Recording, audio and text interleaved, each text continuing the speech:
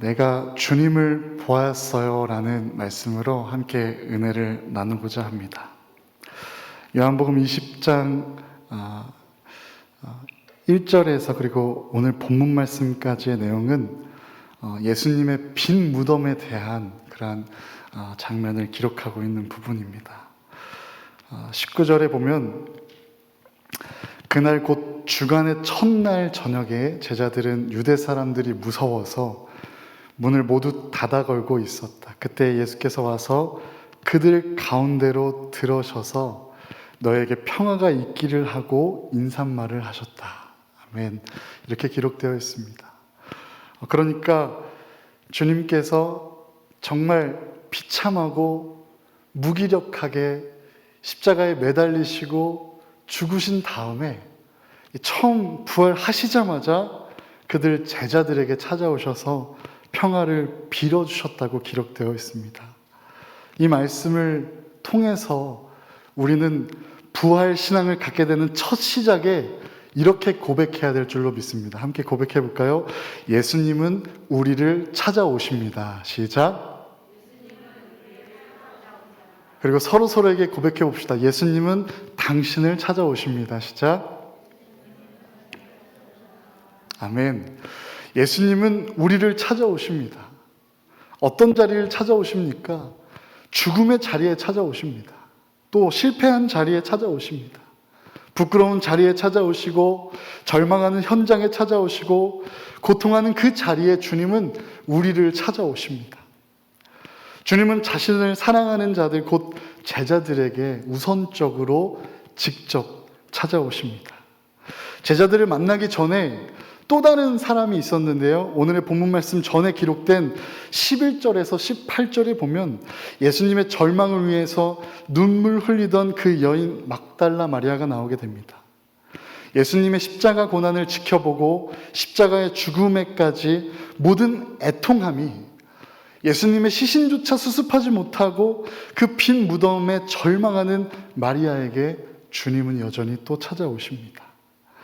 십자가를 위해서 눈물 흘리는 자가 되시기를 주님의 이름으로 축복합니다. 우선적으로 찾아오시는 주님의 은혜가 저와 여러분들에게 부활 신앙을 가지고 살아가는 우리들에게 경험되기를 간절히 소망합니다.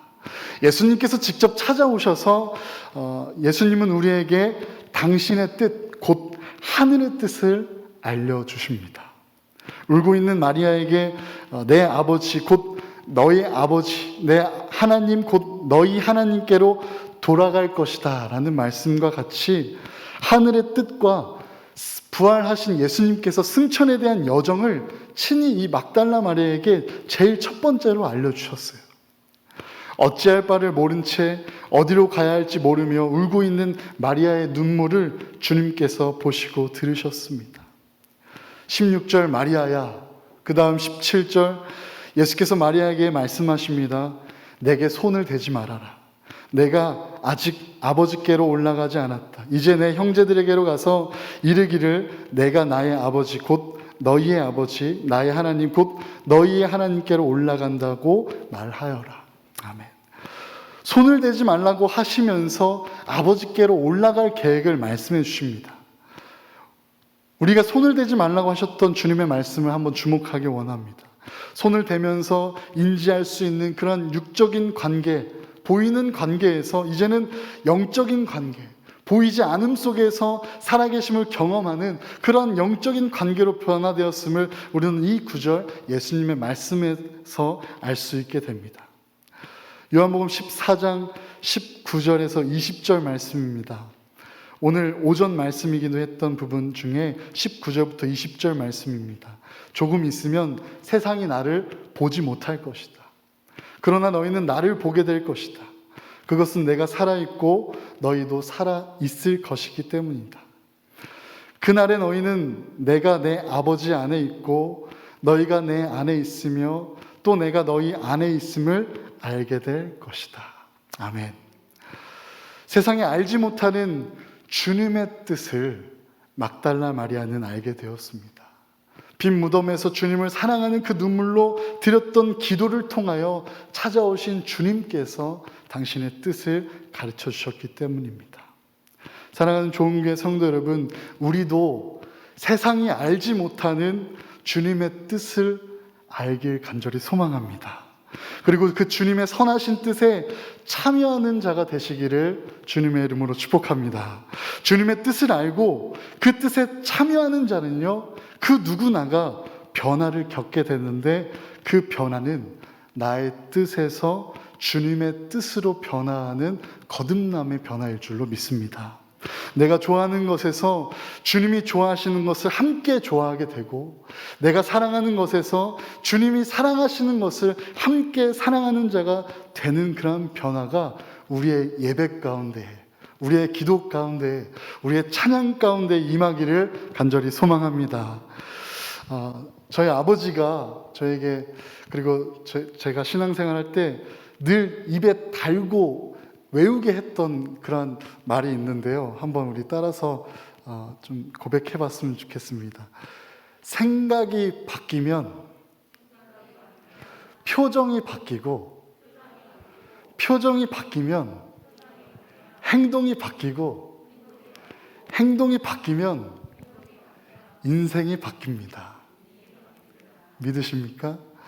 우리에게 찾아오시는 주님을 영접하면서 우리에게 세상에 알지 못하는 그 뜻을 가르쳐 주실 때에 그 뜻으로 우리의 생각이 바뀌고 새롭게 되면 우리의 표정이 변하고, 표정이 변하여 말투가 변하고, 말투가 변하여 행동이 변하고, 행동이 변하여 인생이 변하는 저와 여러분들 되기를 간절히 소망합니다. 주님의 생각으로 바뀌는 은혜가 이 시간 있기를 간절히 소망합니다. 오늘 본문 말씀 20절부터 23절 나머지 본문 말씀을 한 목소리로 함께 보도록 하겠습니다. 본문 말씀 20절에서 23절입니다. 시작.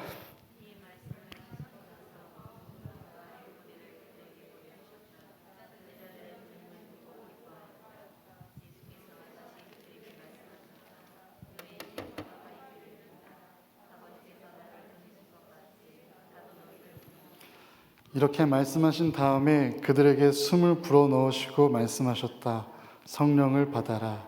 너희가 누구의 죄든지 용서해 주면 그 죄가 용서될 것이요, 용서해 주지 않으면 그대로 남아있을 것이다. 아멘. 예수님께서 찾아오시고 세상에 알지 못할 뜻을 가르쳐 주시면서 더 나아가 예수 그리스도는 우리에게 손과 발을 직접 보여주실 줄로 믿습니다. 20절의 말씀처럼 예수님은 우리를 위하여 순종하셨던 십자가, 또 하늘의 뜻을 이루고자 희생했던 그 십자가에 매달린 상처를 우리에게 보여주셨습니다. 상처는 여전히 존재하지만 그 상처를 숨기지 않고 드러내시면서 우리에게 증거하시는 그 이유는 예수 그리스도가 죽음을 이기셨기 때문인 줄로 믿습니다. 그 모든 상처를 이겨내신 승리의 현장이기 때문입니다. 죽음을 이겨내신 그 능력을 우리에게 증거해 주신 줄로 믿습니다. 우리에게 손과 발을 보여주시고 그 크신 하나님의 사랑과 능력을 증거해 주신 이유는 무엇이겠습니까? 21절 예수님께서 그들에게 말씀하십니다. 너희가 평화가 있기를 빈다. 아버지께서 나를 보내신 것 같이 나도 너희를 보낸다. 아멘. 우리에게 친히 그 손과 발을 보여주시면서 하나님의 위대하신 능력과 죽음을 이기시는 하나님의 그 권세를 보여주시면서 우리에게 나도 너희를, 하나님께서 나를 보낸 것처럼 나도 너희를 보내길 원하신다고 말씀해 주십니다. 주님을 사랑하는 자들이 모여서 부활을 기억하고 부활 소망을 두드리는 우리의 예배에 주님께서 여전히 살아계셔서 이렇게 말씀해 주십니다. 하나님께서, 아버지께서 예수님을 이 땅에 보내신 것 같이, 하나님께서 예수님을 보내셔서 우리와 같은 죄인을 구원하신 것 같이, 하나님께서 예수님을 보내주셔서 소외받고 아픈 자들이 위로받고 고침받은 것 같이 하나님께서 예수님을 보내셔서 어둠이 빛에 비춰진 것 같이 나도 너희를 보낸다. 아멘. 빌립보서 2장 6절에서 8절 말씀에 보면 하나님의 낮아짐에 대해서 기록되었는데요.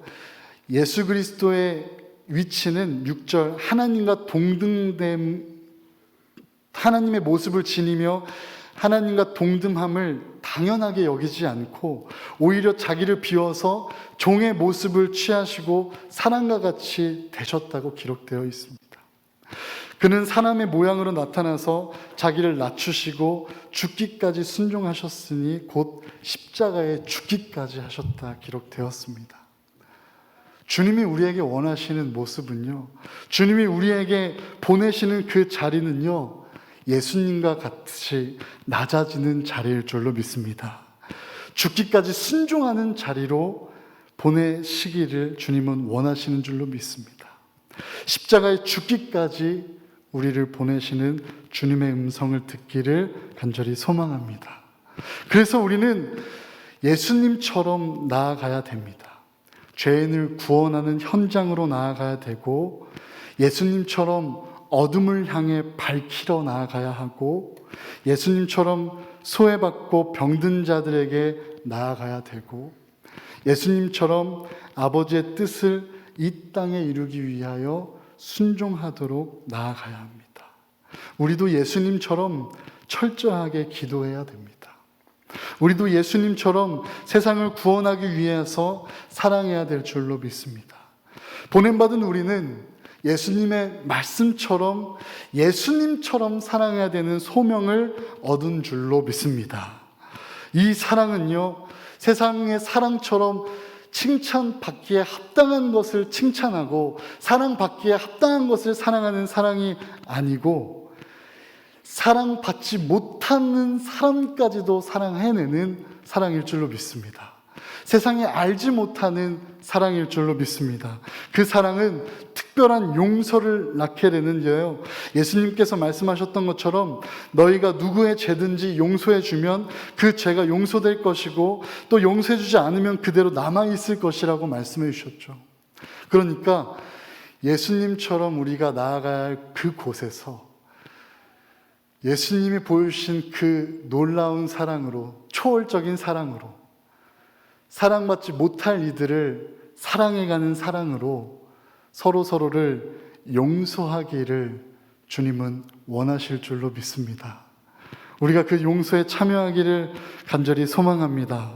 저는 이 용서를 하기 위하여서 말씀에 적혀 있는 대로 주님이 정말 주님을 사랑하는 이에게 먼저 찾아오시고 세상에 알지 못하는 하늘의 뜻을 직접 가르쳐 주시고 그리고 손과 발까지 보여주시며 그 능력을 증거해 주시면서 나도 이제는 그 사랑으로 변화돼서 예수님의 사랑으로 나아가야 되니까 이제 용서를 좀 해봐야겠다라고 생각을 하면서 이 말씀을 묵상하고 있었는데요, 조금 잘 이해가 안 되었어요.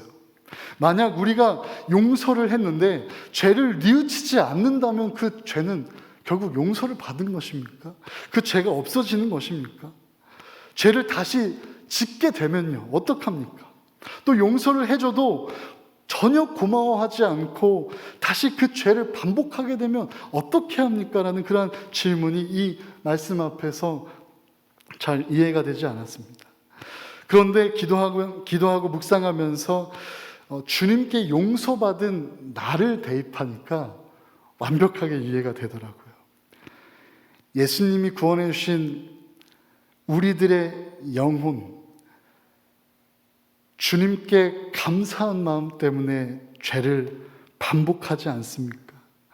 한 번 용서가 아닙니다. 이것은 죄를 용서받는 그 죄인의 자신의 용서에 감격하고 감사해야 하면서 깨달을 때까지, 결국은 주님이 사랑하라고 하시고 용서해 주신 그 사랑은 그 죄를 용서해 준 사람 때문에 죄송하고 감사하고 송구해서 그 죄로부터 멀어지려고 하는 마음이 결단될 때까지 기다리고 용서하라는 말씀일 줄로 믿습니다. 허나 이 용서가 쉽습니까? 용서 참 어렵습니다. 사랑하는 사람들, 또 사랑하는 가족조차 용서하기 힘듭니다.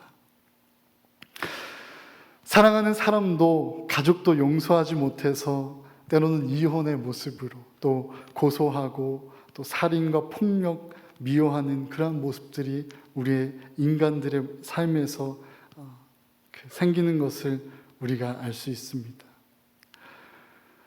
용서하지 못해서 죄를 보고 더 큰 죄를 질 수밖에 없는 연약한 존재가 바로 우리 인간입니다. 하지만 오직 예수님만이 우리의 불완전한 이 사랑을, 불완전한 이 존재를 무조건적인 사랑으로 용서해 주셨습니다. 그 절대적인 사랑을 우리에게 행할 능력까지도 우리에게 부어주십니다.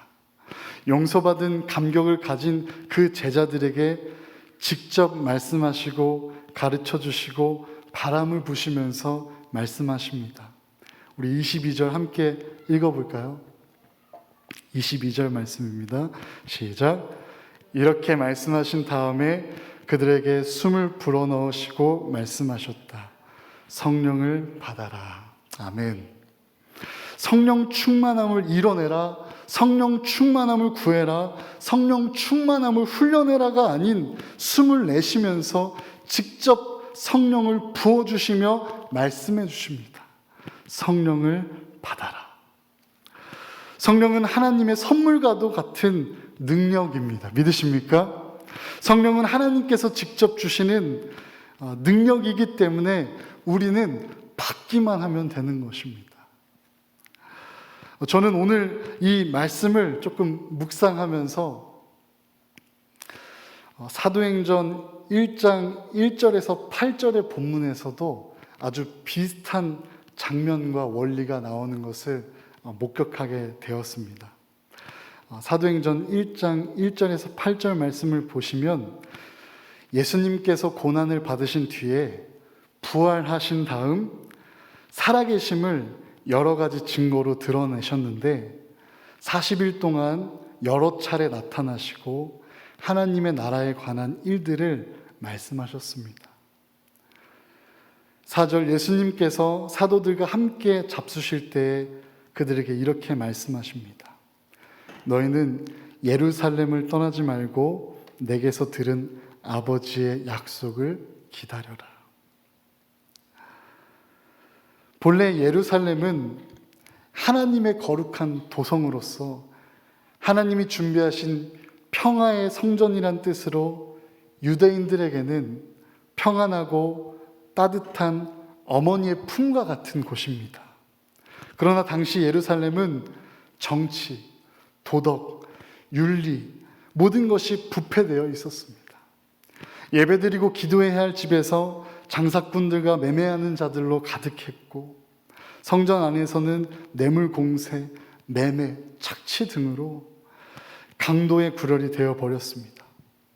더구나 제자들에게 있어서 이 예루살렘은요, 그 누구보다 위대하셨던 주님이 무능력하고 처참하게 고문당하시고 조롱당하시면서 십자가에 못 박혀 죽으신 장소가 바로 이 예루살렘이었습니다. 생각해 보십시오. 그 당시 제자들에게는요, 이 예루살렘은 정말 트라우마가 생길 것만 같은, 어쩌면 트라우마가 생겨가고 있는 그러한 장소일지도 모릅니다. 언제 자신도 예수님처럼 죽을지 모르는 그 불안함 속에서 하루하루를 떨고 있고요. 예수님에 대한 그 처참한 기억으로 언제든지 이 예루살렘으로부터 도망치고 싶은 심정이었을 것입니다. 그런데 사도행전 1장 4절에서는 예수님께서 그 제자들에게 부활하신 다음에 나타나셔서 너희는 예루살렘을 떠나지 말라고 말씀하셨습니다. 왜 부활하신 예수님께서 그 예루살렘을 떠나지 말라고 하셨을까요? 바로 주님께서는 예루살렘을 용서하시고 싶어 하셨기 때문인 줄로 믿습니다. 그리고 주님께서는 예루살렘을 사랑하시는데 끝까지 사랑함으로, 그들이 여전히 죄인이었을 때에도 사랑함으로 그들의 허물을 덮고 이 죽음 가득한 예루살렘이 부활의 감격을 가진, 부활 신앙을 가진, 부활의 능력을 경험한 그러한 증인된 도시가 될 수 있는 시작을 이 예루살렘부터 회복되기를 바라셨기 때문입니다. 그렇기 때문에 그곳에 남아있는 그 처참한 제자들에게 8절, 성령이 너에게 내리시면 너희는 능력을 받고 예루살렘과 온 유대와 사마리아에서 그리고 마침내 땅 끝에까지 이르러 내 증인이 될 것이다. 아멘. 혹시 반주 좀 해주실 수 있으신가요? 성령을 통하여 세상이 바라볼 때는 처참했던 그 예루살렘이 회복이 되고 또 죽음을 이기신 그 놀라운 역사를 경험한 너무나 자랑스러운 증인의 도시로 변화하게 되는 것입니다. 그리고 주님은 우리를 그 놀라운 역사의 현장에 있는 증인이 될 수 있도록 우리를 초대해 주시고 불러주십니다. 예수님은 우리가 증인이 되어서 본 것을 선포할 것을 원하십니다. 예수님은 우리가 솔직하게 그리고 엄숙하게 복음을 이 세상에 전하길 원하시는 줄로 믿습니다. 우리는 세상의 증인들처럼 맹세로서가 아니라 기적과 우리가 감당하지 못하는 성령의 충만하심 속에서 부어주시는 그 능력을 보증으로써 부활에 대한 우리의 증언을 확고하게 해주실 것입니다. 이 땅을 향한 예수님의 부탁은요, 성령의 권능을 통하여 그 예루살렘 안에서 부활의 흔적, 부활의 시작을 바라본 증인이 되라는 것입니다. 그 증인은 오늘 본문 말씀 맨 처음에 나왔던 막달라 마리아처럼 예수님의 빈 무덤을 향해 눈물 흘리는 자에게 주님은 우선적으로 찾아오신 것을 우리가 기억하면서 점점 쇠퇴해져 가고 말씀으로 열매 맺지 못하는 우리의 연약한 삶을 보면서 절망 중에 소망을 바라보시는 저와 여러분 되시기를 간절히 소망합니다. 주님의 말씀대로 열매 맺지 못하는 우리의 삶을 향하여, 우리의 교회를 향하여 눈물 흘리는 한 사람 되기를 주님의 이름으로 축복합니다. 그 한 사람에게 주님은 막달라 마리아에게 찾아오셨던 것처럼 오늘 우리에게 찾아오실 줄로 믿습니다.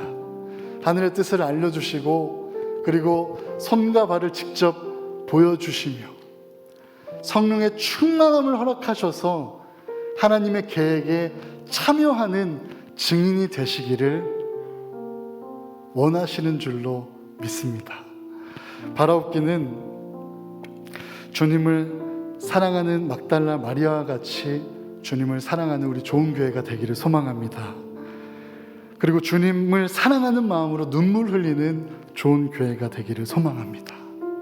우리에게 찾아오시는 주님의 뜻을 순종함으로 변화하는 좋은 교회가 되기를 간절히 소망합니다. 십자가를 이기신 살아있는 자신의 손과 발을 증거로 보여주신 그 주님을 바라보면서 우리도 막달라 마리아처럼 이 세상을 향하여 이렇게 선포해야 될 줄로 믿습니다. 내가 주님을 보았어요. 죽음을 이기신 그 능력을 내가 보았어요. 그 손과 발을 제가 보았습니다. 주님은 그 죽음을 이기신 그 능력 안에 완성된 사랑으로 우리를 초대해 주셔서 온전하지 못한 우리들을 그 사랑으로 초대해 주십니다. 그러니 우리가 함께 주께 나아갑시다. 제가 그 주님을 보았습니다. 이렇게 고백하는 저와 여러분 되시기를 간절히 소망합니다.